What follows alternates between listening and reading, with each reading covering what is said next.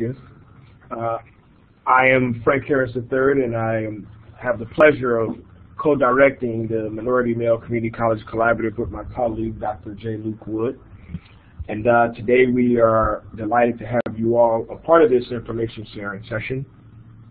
Before we get into the content of the session, we think it's important that we acknowledge that our work is supported by 7 post-secondary partner organizations who are equally committed to student success and improving outcomes for men of color in community colleges. These organizations are Achieving the Dream, the Association of Community College Trustees, the African American Male Education Network and Development, Community College League of California, the National Association of Diversity Officers in Higher Education, the League of Innovation for the Community College, and the American College Personnel Association. So we thank them for their continued support. We're also very fortunate to be supported by an advisory board comprised of educators from across the country who are committed to educational equity and student success as well, and they are all listed here. And we thank them for their continued support as well. As you all may know, the National Consortium's discussion board is live, so please use this space to pose questions and to share resources and information about student success and men of color. If you need access information, please email us at m2c3@sdsu.edu for access. And as a reminder, be sure to take a look at the week-long professional development course that we've been running since August that focuses on teaching men of color in community colleges. We've gotten outstanding feedback from those who participated in this course. It's been very positive. And we have options for participation as an individual, a group, or as an institution. So take a look at that information. You can visit www.coralearning.org, which is presented here on the slide, if you'd like more information about that opportunity. Luke and I will have the pleasure of partnering with the White House Initiative on Educational Excellence for African Americans to do a webinar on supporting African American men in pursuing STEM degrees. So we'll also be joined by a colleague, Dr. Marvin D. Carr, who's a policy advisor for the White House Office for Science and Technology Policy. So we've sent some information out about that opportunity via email, and it's also posted on our website. So take a look at that if that's some content that you may be interested in. We also have a doctoral program here at SDSU that focuses on a lot of the issues that we discuss in our work at M2C3, issues pertaining to educational equity and student success. So if that's something that you're interested in, visit the SDSU Community College Leadership Doctoral Program website for details as well. And with that, I'd like to introduce our featured experts who will be leading this information sharing session. We have the distinct pleasure and honor of being joined by President Irvin V. Griffin, who's president of the Halifax Community College in North Carolina. Also joining President Griffin will be Daniel J. Levette, who's the director of Title III programs and special assistant to Halifax Community, special assistant to the president at Halifax. And then Kevin Christian, who I think many of you already know. He'll be joining us later in the webinar. And Kevin's role, he's the Senior Program Associate for Diversity, Inclusion, and Equity at the American Association of Community Colleges. All 3 of our experts have Twitter accounts, and their respective Twitter handles are presented on the slide here, so feel free to engage them via Twitter if you're so inclined. And also in regard to Twitter, as we often ask you to do on our webinars, be sure to share any thoughts or reflections that you have throughout the webinar. We'd ask that you do 2 things for us in doing so. Please use the hashtag M2C3. And if you are comfortable taking pictures of you and your colleagues participating in this webinar and posting them via Twitter, we would love it if you could do that as well.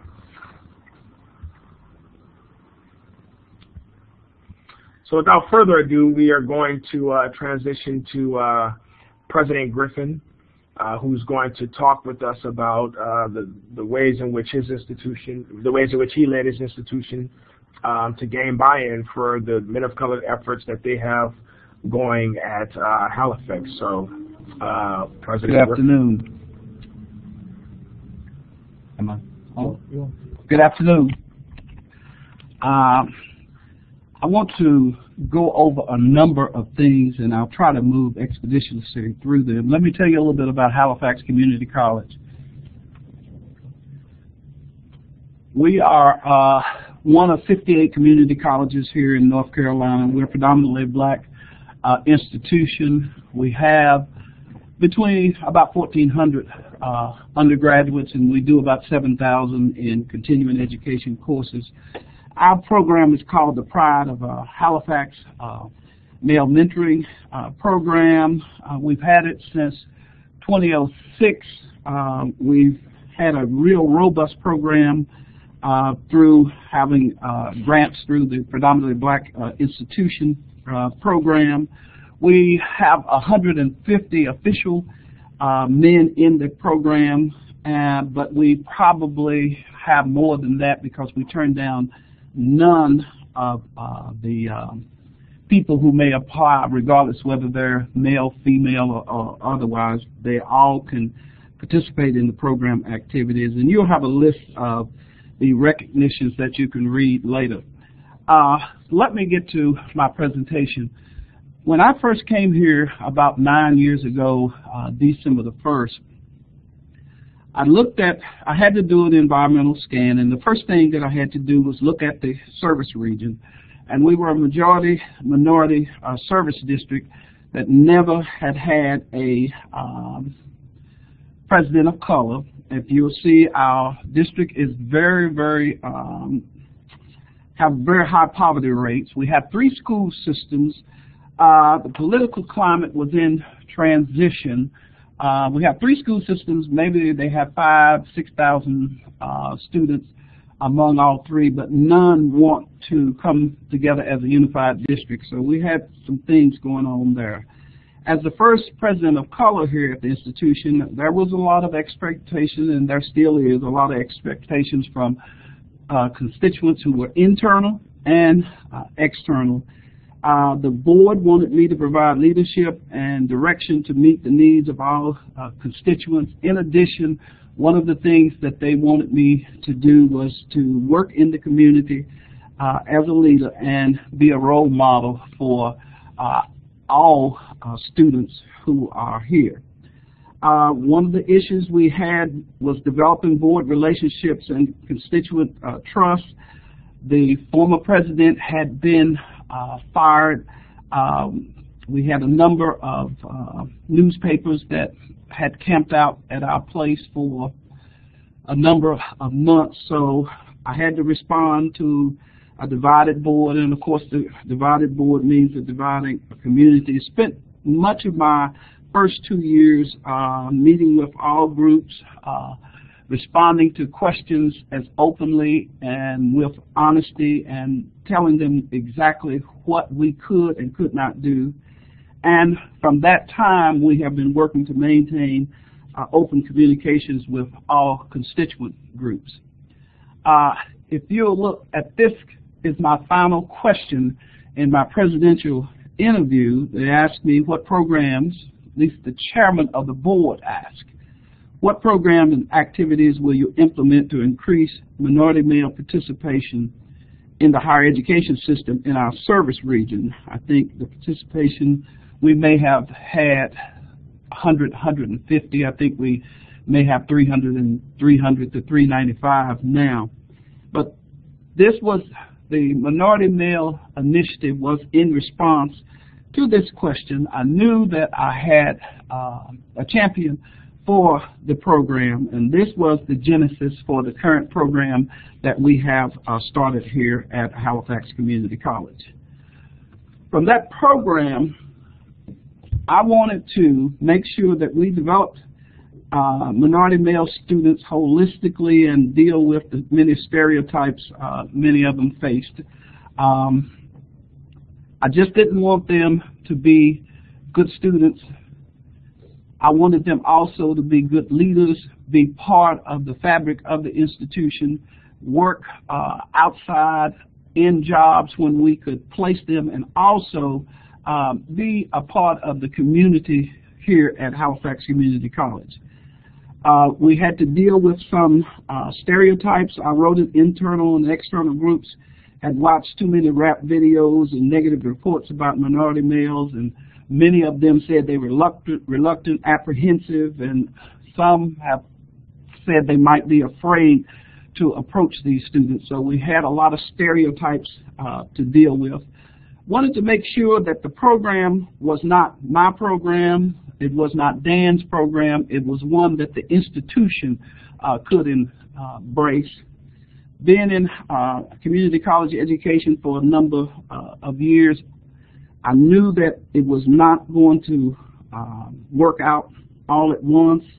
I knew there may be people both internally and externally that may not buy into our program, and we didn't want to establish the program just because funds were available, because I had the belief that money will never take the place of a focused and caring environment for student success. So in addition to having the program, we had to work on the environment so our minority male students would feel welcomed here and could stay here and thrive through graduation. Shortly thereafter, we had an opportunity to deal with this. I was in D.C. at a conference, and the AACC staff was talking about some funding for predominantly black institutions and federal funds being available. We developed a proposal that we thought would meet the needs of minority male students and other students enrolled in our institution. I made sure that the program, as written, was directly connected to our strategic plan and the college's overall goals and objectives, because I did not want it to be out on an island by itself. We developed the program in a manner that will maintain the interests of trustees, students, faculty, and staff, and external constituents. I have to tell you about a story. Once we started with our program and got the grant funding, we had a number of calls from people who wanted to know why we would be going after this money, these funds, these federal funds. And we had to engage a number of people as to why this program was important even after we received the federal funds. So let me go over some quick things that from my perspective that we have learned. I think the programs, regardless of where they are, should have a global perspective, and eventually whatever you learn should be able to be applied to all students on your college campus. I do not think programs do very well if they're, as I said before, on an island by themselves. I think after 6 or 7 years, our program is recognized and accepted by the campus community, both internal and external. All groups know about the PRIDE program and the success that we have had that. Our faculty regularly send students to the PRIDE program for their programs and services, so I think it's pretty much accepted. We know our target population, but we make our services available to everyone, regardless of their race, national origin, or sex. We had some outcome measures from the North Carolina Community College systems, some performance indicators. We tied our evaluations back to those performance indicators.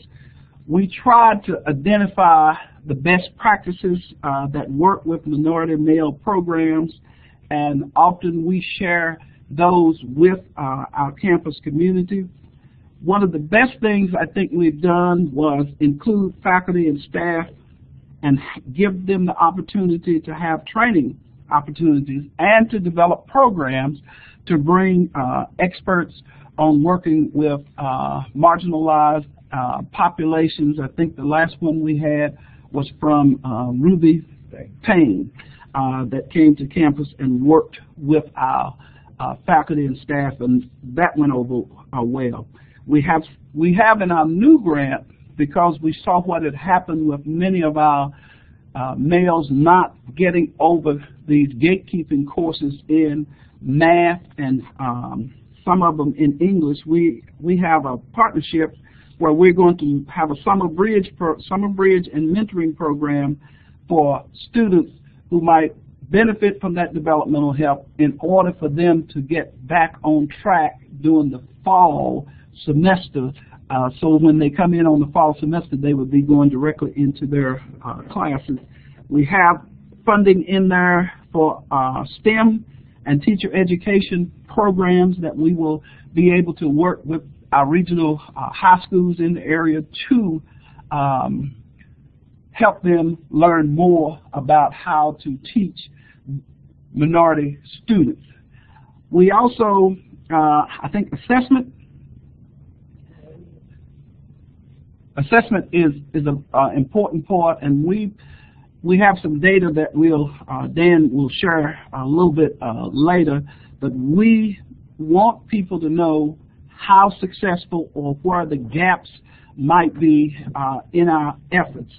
We also realize that our students often have to work, and we included workshops and internships where we could place students in professional organizations or in a working environment that would allow them to earn funds that would help them stay in school and keep them connected with the institution rather than having to drive 10 or 15 miles to work at another place, which was probably going to pay them less than we could here. We also have professional tutors. They have to have a BS degree in English and one in the STEM areas, and they work alongside our professors to promote student success, and they know what is required in the courses when students might come to our Center for Academic Services, which is basically our tutoring lab. Throughout the year, we have a number of workshops, we have forums, discussion groups to promote engagement and community building. We also know that our men sometimes have other issues related to, I'll say, life, and so we established the MORE program, which was minimizing obstacles to reduce empowerment, and it worked out well. We brought in a clinical psychologist who led those discussions, and the discussions were very, very discreet and with a group in a group setting, and they rated it very, very highly. So we knew that it had to be more than just academics for our men to be successful, because life has a way sometimes of getting in the way of academic endeavors. We also have an annual men-to-men summit. I think we've had that for the last 8-9 years, and we try to at that time honor different men in our community, celebrate the achievement from our students from the middle schools all the way through the high schools. So that has been very successful. We also make sure that our students work in community service projects. Dan is president of the Rotary Club this year, so we are involved with that. We're also involved with the Chamber of Commerce. They work with many of the activities so people can get to know them outside of the stereotypical things that they might think about our students. We also provide funding for instructors to have field trips to expose our students to future employment opportunities, and I think this is one that's in our new grant proposal that will allow students to know what the real world life beyond the associate degree or the baccalaureate degree will be like. For the campus community, we also had technology enhancements to communicate. We bought monitors, data storage, upgrades, and we have a laptop loan program for our students who may not be able to afford that. I think one of the final things that I will say that we've done, we've combined our work that we have on the affective side with some professional training, workforce development. Each one of our students who enroll in the PRIDE program will be able to have a career readiness certificate, which can go from platinum level down to the silver level, that they can use in addition to the degree or certificate that they may receive. They'll have this CRC certification that will help them move toward the world of work if that is their choice and they're not transferring. And we also have human resource development program with our Workforce and Economic Development Division to help them also get prepared for the real world of work. So my final observations would be what you need to do to get institutional buy-in is to constantly scan the environment for changes in the culture. And just because people support your program now, don't assume that anyone will continue to support the program in the future. In North Carolina, we had in the community college system, we had a minority male mentoring program, and when I first got here, I think our grant was $30,000 to $35,000 to help us get started. That, with the change in the political environment, is down to maybe $15,000, and you may have it spread out at programs all over the system that may not have the number of people that really need the program. In other words, the funding has dried up because our champion that was there is no longer there. Number two, you have to update everyone, and you need some success stories of the participants, what they are doing, and through social and print media. So you need to have a good relationship with your institutional advancement office or your media office so you can get those stories out there. One of the things we try to do, we have an induction every fall or spring semester. We induct people into the Pride of Halifax. We invite our key supporters. We invite the newspaper people to come and view this induction, and this helps us carry out, I think, our program to another level, and our students tend to like it a lot. They even wrote much of what we use for the induction ceremony. If at all possible, I would recommend that you at least talk to your President's Council, all the vice presidents, the dean, or that group to get your program and your data before them so they'll know about the outcomes. And if your president is really interested, and if you have good data, I know he will be, you may get a chance to bring your program before the trustees, because every month we have a data presentation for our trustees, and the PRIDE program has done that every year, which is very well because the newspaper also reports. And the final thing I want to say is that this is hard work. This sometimes may wear on your psyche, but don't get weary in your quest to serve students and your community. I hope all of you have somebody that you could confide in. I hope you have a mentor that you can talk with and help you recharge your batteries when needed. So basically, that is my advice about what, from an executive perspective, gaining institutional buy-in in men of color efforts from what we've done here from the Pride of Halifax Community College Male Mentoring and Leadership Program. All right. Thank you, President Griffin, for wonderful advice and insights. What we're going to do now is we're going to enable the chat. So we're going to encourage participants to go ahead and type questions that you have that you'd like our experts here to respond to. So the chat should be enabled. You should be able to go ahead and begin typing questions now.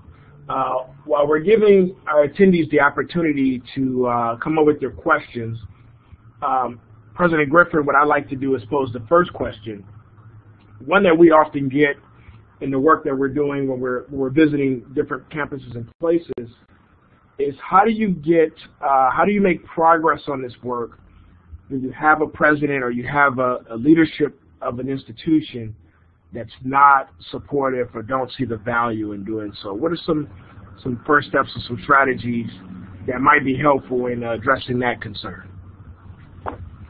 Well, I think all of us as presidents, we like to talk with our students. I'm sure all presidents should have, I have at least once a semester, a chance to talk with students for them to bring any concerns that they may have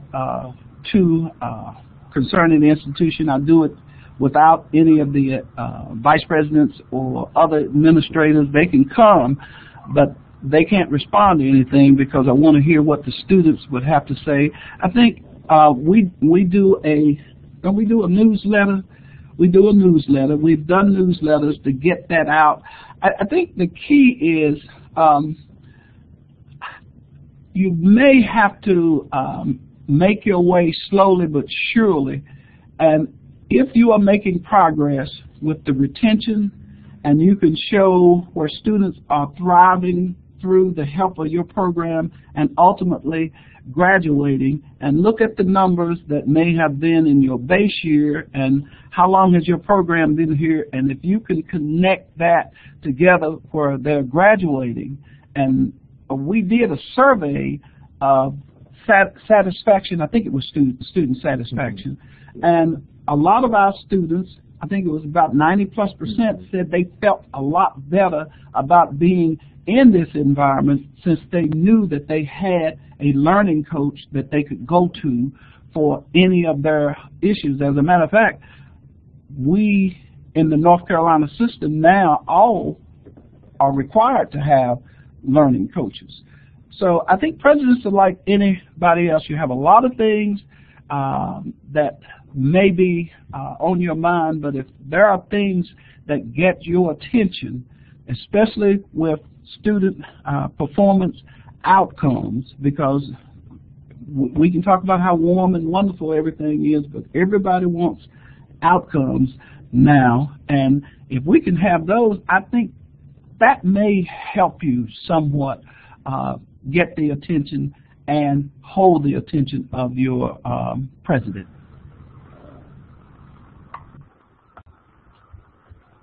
All right, thank you, President Griffin. There were a few questions that were posed. So, first question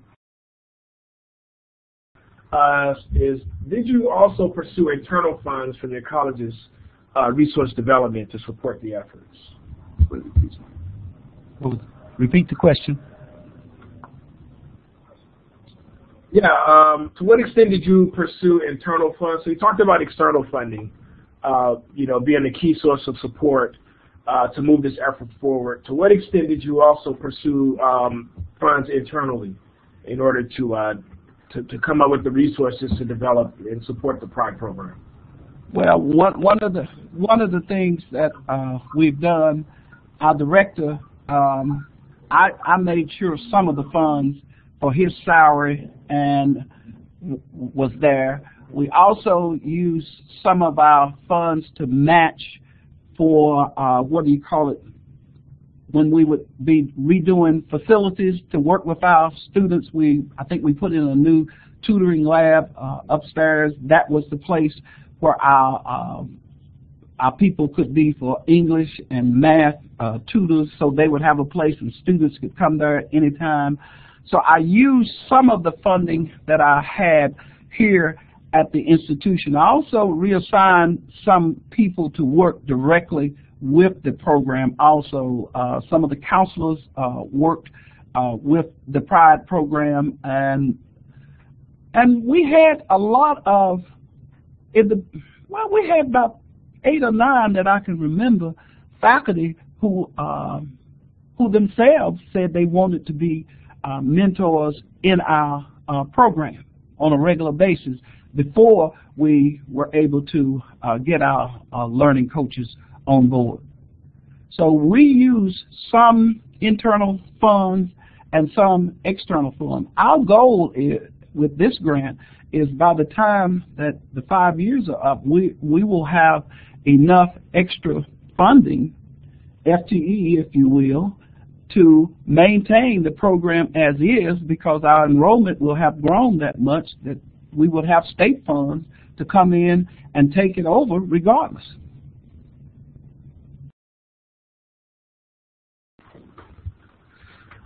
Thank you, President. Our next question is, to what extent has your Board of Trustees supported you in this effort?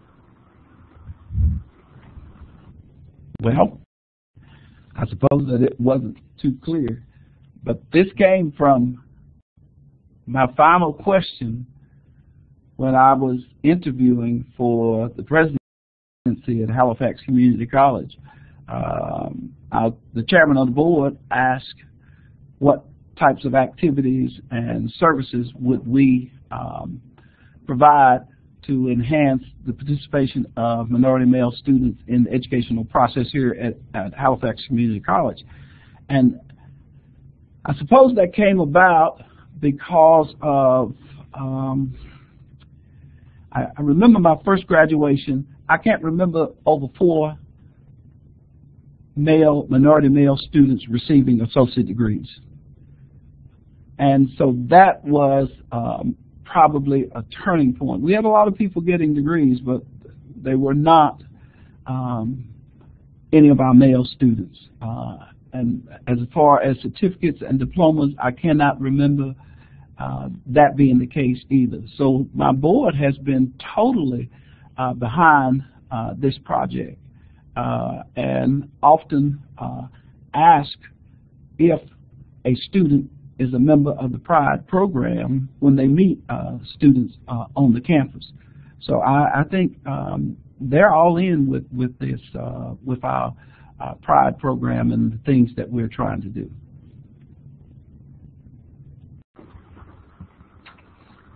Thank you.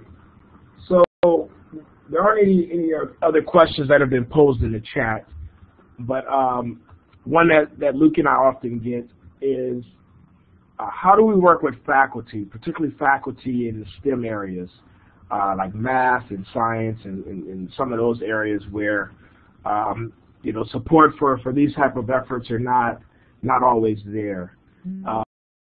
Any advice there, President Griffith, about how do you work with faculty who aren't initially on board? Yeah, Kevin, this is Dan Lovett. I'm going to take this question on.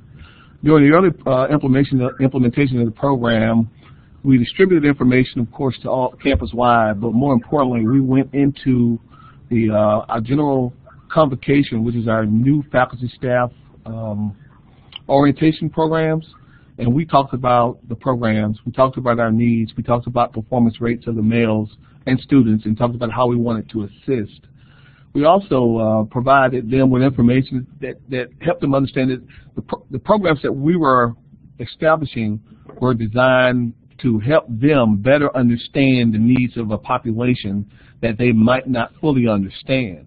I think there are always these assumptions that you teach students the same and that learning takes place at some level if the student is motivated. But what we had to convince them was that students have different learning modalities, and we spent time on learning styles, having conversations about those.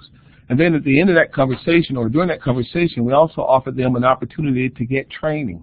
So provided them with funds to travel to workshops, conferences, and asked that the the return on that would be to come back and provide the same types of training sessions for other faculty members and staff. I think there was a lot of interest in student success on campus, but not necessarily interest among specific populations, and that was something else that we really wanted to try to improve. We also went to the deans. We scheduled meetings with every dean and chair on campus, our group, to talk with them about their needs. And the conversation wasn't directed by us. We asked them to tell us what their needs were. And once they explained them, then we showed them how we could provide some kind of impact or fill some of the gaps for them. We also had several events on campus each year because we participated in the early warning alert, the early alert program, which is the early identification of students who are struggling. And that was done several times a year, but primarily after the third week and the sixth week and the midterm week. And numbers were low initially because people didn't want to take on what they thought was an additional burden. So I think the first time we sent information out, we had a 37% return. The next time, perhaps a 44% return, then a 57, and then a 63. So it was something that we had to continue to work with. But we also arranged programs where we then recognized those faculty members who were participating at significant levels, and provide them with some type of incentive or awards so that we let the campus know that we appreciated the work and that the work was having an impact. And we also continued to update them with information on student performance. So it wasn't just a one-sided conversation. It was, you tell us what your needs are, we'll share the results with you, and we can all have success together.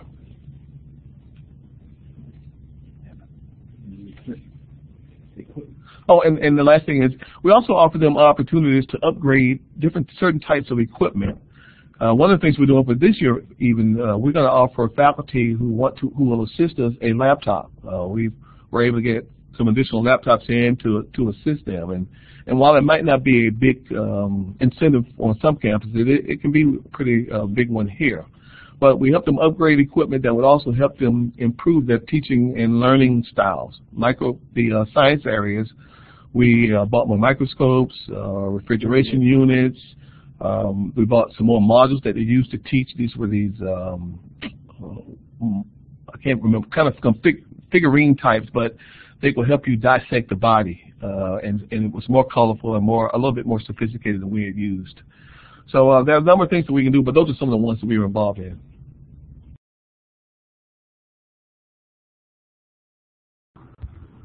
Thank you, Daniel.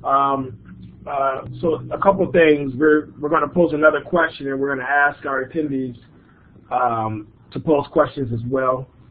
The one that we would ask here is, can you talk more specifically about how do you work with your Office of Institutional Research or the folks who are in charge of research on your campus to come up with the type of insights and data that you needed to support and move the effort forward? Yeah, Kevin, one of the first things I tell you, one of the things I was concerned about, I guess, when I initially arrived was I thought our institution of research was more focused on assessment than research, and I think we were able to negotiate that. But one of the things I found challenging initially was trying to get my hands on what I thought was a lot of concrete, concise data. And we were finally able to get to it. It just wasn't, it was buried in some places, and because we had not taken data sets out of the broader data populations and looked at specific population performance and success. So they were able to assist us. Dr. Griffin upgraded our institutional assessment person to Dean of Institutional Effectiveness, Planning, and Research. So it sort of broadened and expanded the role of that office, adding additional staff members so that we continue to build our databases of information. We knew that we needed good baseline information, and in some cases we had to wait until the end of the first year to get it, but through the years we worked closely with them to help us compile data, do some research. They assisted us with logic models and assist us with various projects that we're involved in to try to help us pull data or extract data that we can use to share with the populations on campus.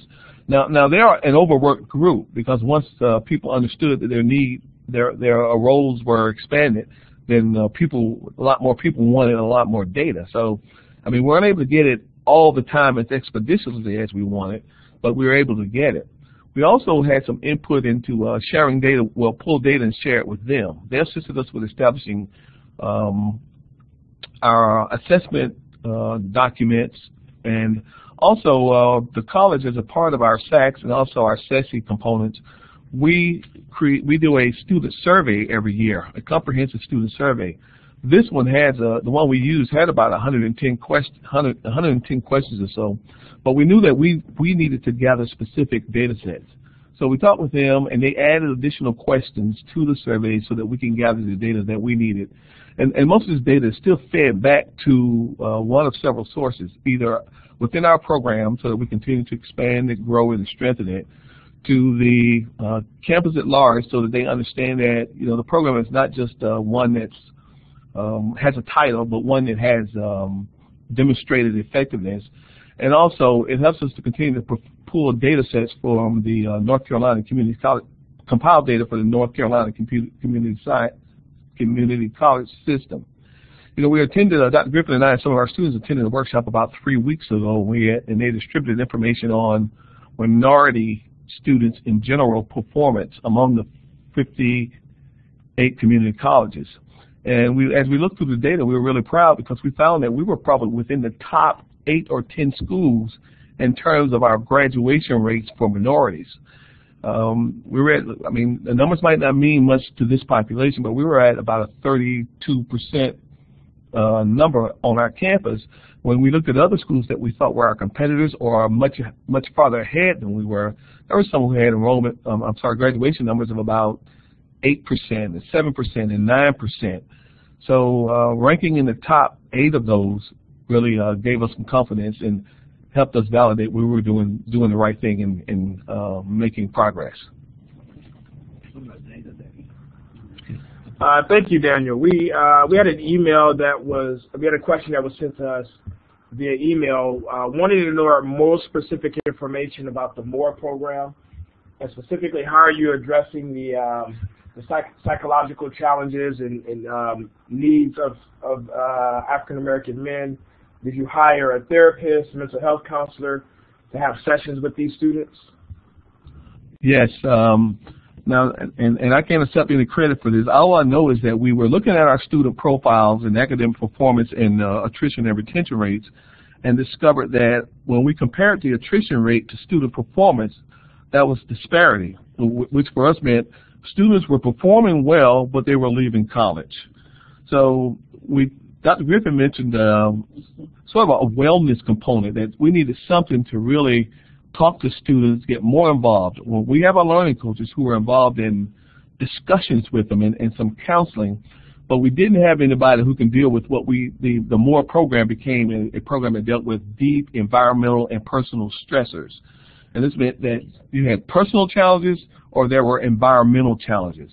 For the personal, it could be anything as simple as transportation or as complicated as inappropriate kind of behaviors occurring in their homes. And for the environmental stressors, they were things that they felt were simply out of their control. The MORE program brought in a clinician to work with them. They worked with them in a group setting of about 32 males initially, but every student also had personal counseling sessions with the clinicians. And we also had another person who worked with him who really dealt with sort of the manhood and personal respect and personal self-concept and self-confidence to deal with those kind of discussions.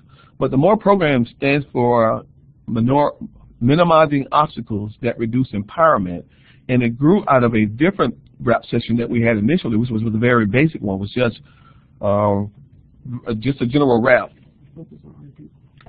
So that person met with them. The rap was just simply releasing any pressure, so that was a more generalized one.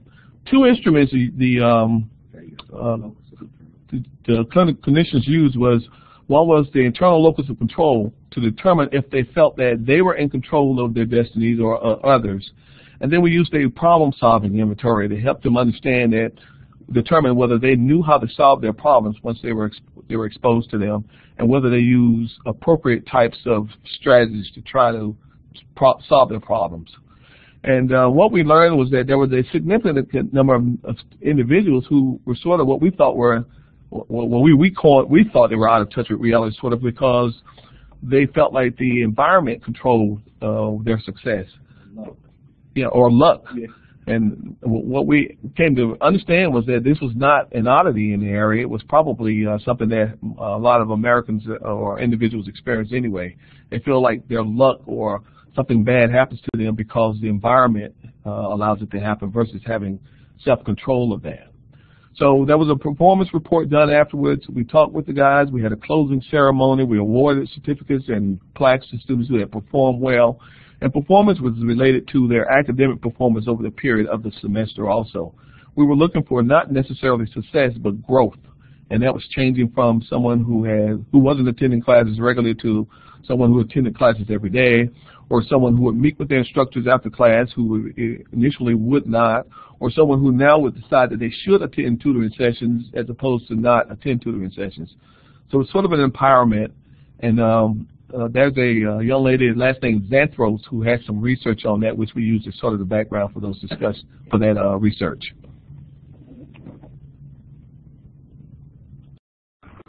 Excellent, thank you. I think we have about 7 minutes left, and a few more questions have trickled in. So I'm going to try to, perhaps briefly offer a brief response to each of these. You spoke specifically, I think President Griffin spoke specifically about supporting faculty and making sure that they get the professional development that they need in order to build their capacities to serve African American men on your campuses. Were there specific opportunities that you would recommend or suggest, particularly for new faculty and staff? I would think that one of the things that we did, we brought in from the Ruby Payne group, and we provided the book and the consultant, and we spent a whole day just talking about how do we work with students who come from different backgrounds. And if you're, I think and this was one of our white faculty members who set this program up, because teaching these students, oftentimes she felt like that maybe we don't understand all of the issues related to being, when you come from a background of poverty, and some of the data showing that once students got behind, they always, even if they were in college, they were still having these same types of issues.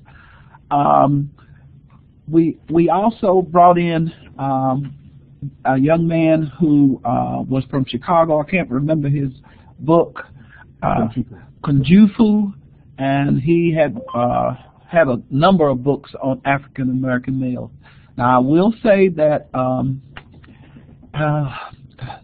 if you bring him in, you better prepare your president for that, because he can be very straightforward, and he has some ideas which he thinks are very are right, but he doesn't always say them in the way that I would say them. But I thought he did a good, because he startled a lot of people into understanding that what you do every day may not be good enough to help the students that you have be successful.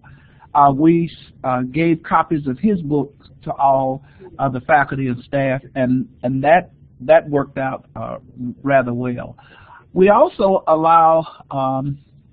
have what we call a data day, and doing the data day, that's doing our faculty and staff training. Our faculty and staff have the opportunity to present data on student success and things that we have.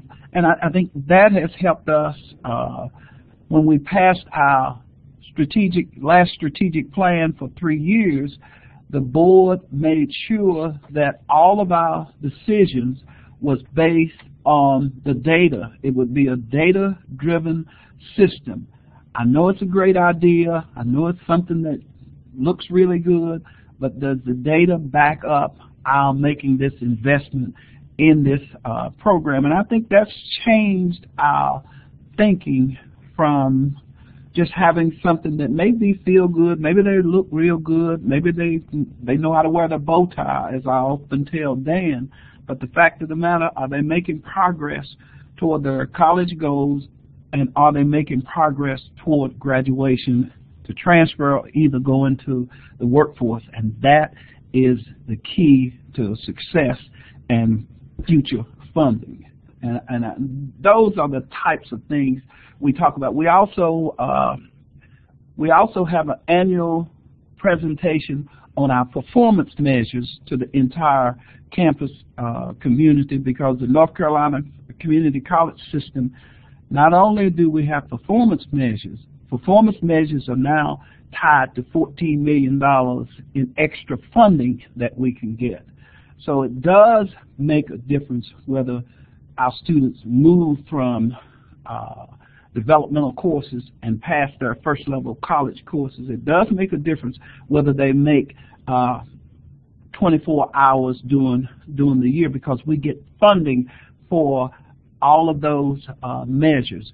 The third-party credentials, we get funding if they pass all of their credentials. So all of it has been tied back to outcomes, and a lot of the outcomes are related to the funding that we could get. So I think it's a whole package of things that we have. And we have had people to come in just to inspire our faculty. I think we had, what was her name, Nikki Giovanni? She came in, and we have all those things, but we really are, the core of it is our outcomes. You know, we can have all the flash and dash you want, but you better have some outcomes at the end of the day that would justify having the program. All right, thank you. Next one, could you talk specifically about partnerships with your local four-year institutions? The question we have is, how do we prepare four-year institutions to be the next step in a program like the PRIDE program? Okay, and I'll take this one, and I don't know how extensive I'll be able to respond, but there are 58 community colleges in our system. There are 46 minority male mentoring programs among our 58, and there are 16 state universities, and there are 7 programs within the 7 minority male mentoring programs within those 16 universities. So all told, we have about 53 programs that we can either collaborate with or partner with. Now we have the community college system and the UNC system have a what they call a collaborative between the two, and much of that effort, and we're going to have a workshop, a conference this year regarding this, but much of that effort is about passing our students from one male mentoring program at the 2-year level on to the 4-year program levels. Now we've had students that have already graduated from Halifax and transferred and to other 4-year institutions, and what we've tried to do is hand them off to, or encourage them to be immediately involved in not just the academic department, but also into the male mentoring program. Also, for instance, East Carolina sponsors a program every year for new students, but they also have a component for their minority male mentoring groups that come from community colleges to the 4-year colleges. But in terms of creating a model, I think we're moving in the right direction, because we bring the 4 years and the 2 years together in our sessions, in the community college 4-year institution sessions together, and it's a 2-day conference, and we talk about how to create the, pipeline for the transfer of students, so that we're dealing with academic components, but also dealing with this other enrichment component and self-concept building component and male mentoring component, all in sort of one endeavor. All the work isn't done, but the work is occurring. And we also work closely with our student support services group I know one individual who was with us. Remember Andre? Andre was a student who started at the lowest level here. Remember Andre? And Andre went through all of our developmental courses, graduated from Halifax, and one of the unique things that they did, because he belonged to Pride and Student Support Services, when he went to East Carolina University, the people in the Student Support Services took him on a trip to East Carolina, introduced him to the Student Support Services personnel there. He signed up for that program, and that allowed him to have some place to go when he got to that big university to get all of his questions answered. And Andre graduated in computer technology, computer science, and he's working in the Research Triangle Park down in Durham, North Carolina right now. So he's one of our best success stories, who started at the lowest level, but he's a researcher with IBM. I think he's with IBM right now in RTP. All right, thank you. I know we're past time, but we did get one question that I think might be worth answering if we could answer it briefly. From a colleague who's at a campus that's in the middle of a search for a president, wanting to know what are the things that they can be doing now so that when a new president comes on board, they have a solid strategy in place to move an effort like this forward.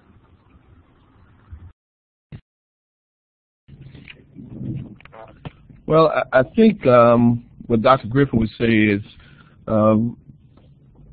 look at the data, or hope that there is good data available on the campus. Or if it is not good data, then maybe look at the data that isn't so good and share that data with them, and talk about how the numbers, even though they're among the minority populations, also impact the numbers in the larger populations. So you still want success to be occur in small pockets and subgroups, and also the larger groups. Now, one of the things we did was we've been looking at our data. I mean, we track our data since 2006. We've been tracking our data and tracking our student performance and success. And each year, several times a year, we run our numbers information through the National Clearinghouse to try to determine, for the ones that we can no longer track, that we knew we handed them off somewhere, but they sort of disappear because sometimes they transfer and we lose the contact. We run the data searches and find them. Now, we know that we started, for instance, in 2008-9, our goal was to have 150 million in our program, and we were able to do that, and in fact have more, but we could only count the 150 that were quietly involved in the program.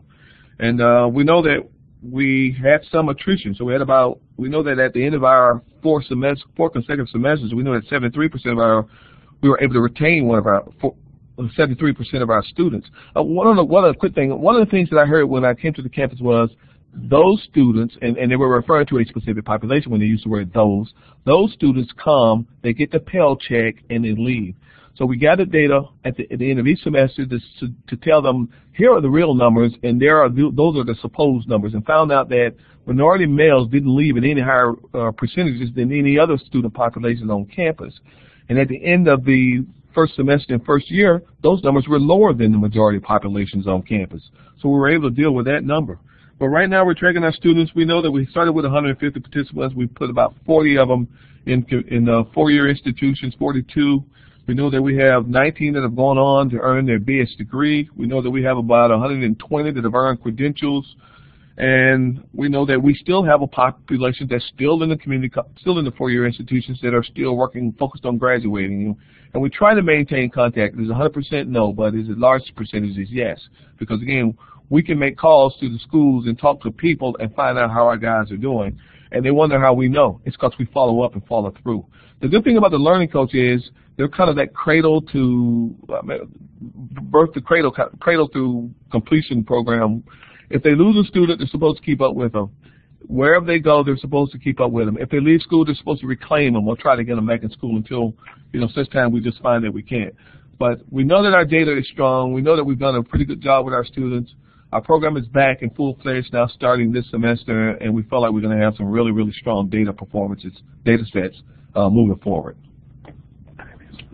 Thank you so much, Daniel, for responding to that last question. I know we're past time, but we thought that was an important one to address.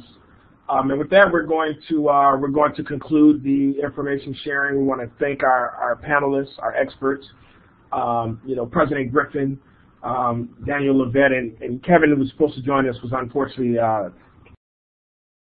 had a conflict and wasn't able to make it onto the webinar. But he played a really key role in pulling us together, so we want to thank him for his leadership as well.